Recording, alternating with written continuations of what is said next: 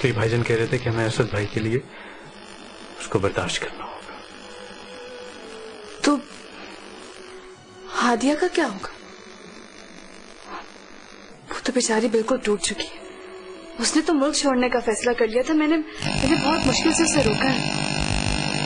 यार मुझे तो खुद कुछ समझ नहीं आता।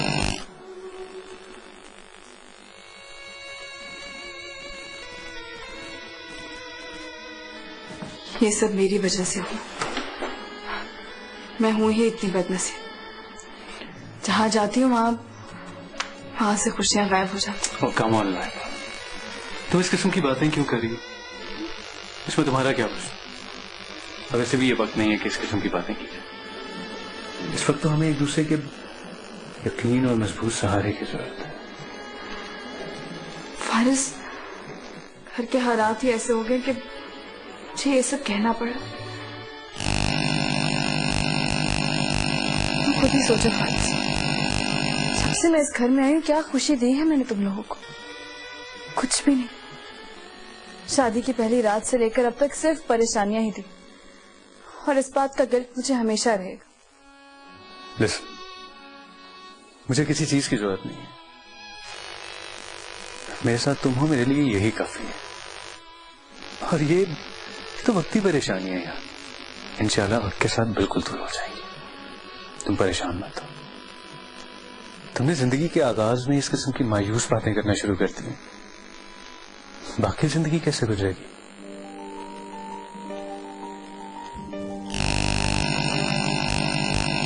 मैं तो चाहता हूं कि तुम अपने प्यार और मोहब्बत से मेरी जिंदगी संवार दो। मुझे इतना प्यार दो कि मुझे हर तरफ सिर्फ तुम्हें दिखाई दो।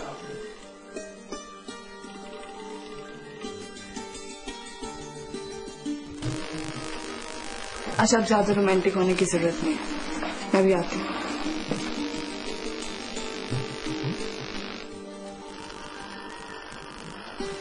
This girl would never improve.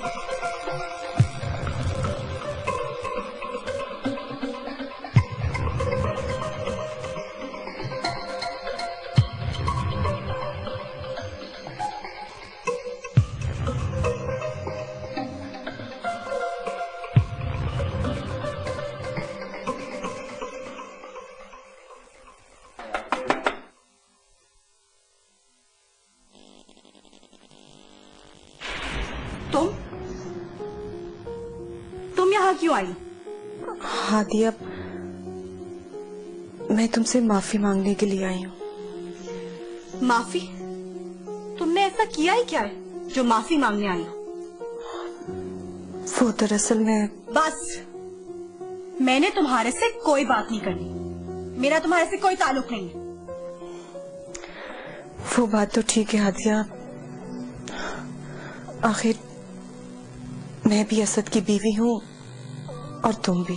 तुम सिर्फ अपनी बात करो, मेरी नहीं। कैसे कैसे तुम्हारी बात ना करूं हादिया? देखो, मैं भी एक औरत हूँ, मैं समझ सकती हूँ तुम्हारे दुख को, क्योंकि जब मुझे भी असद की जिंदगी से निकल जाने का हुक्मनामा मिला था तो मुझे भी ऐसा ही लग रहा था कि जैसे भरी दुनिया में मैं अकेली रह गई। और फिर जब तुम्हारी और असद की शादी का पता चला तो मेरे पास तुम्हारी ये बेकार की बातें सुनने के लिए कोई टाइम नहीं। तुम यहाँ से जा सकती हो। हादिया, क्या हम बहनें बनकर नहीं रह सकते?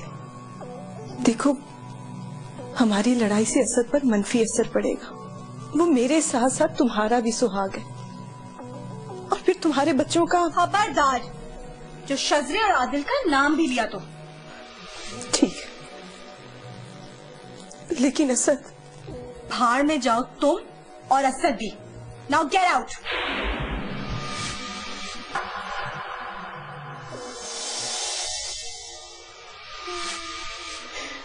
अगर तुम कहती हो तो मैं इस कमरे से क्या, इस घर से ही चली जाती। लेकिन इतना जरूर सोच ले कि कहीं तुम अपनी जिद के हाथों अपने सुहाग से हाथ ना धो बैठो। मैं जानती हूँ हादिया कि तुम्हें मेरा असद के साथ रहना अच्छा नहीं लगता। असद और मेरा आपको ताल्लुक नहीं रहा। वो बेशक तुम्हारे साथ रहे या किसी और के साथ, मुझे इससे कोई मतलब नहीं, समझी तुम? मुझसे बहुत बड़ी भूल हुई हादिया। मुझे तुम्हारे और असद की जिंदगी में नहीं आना चाहिए था।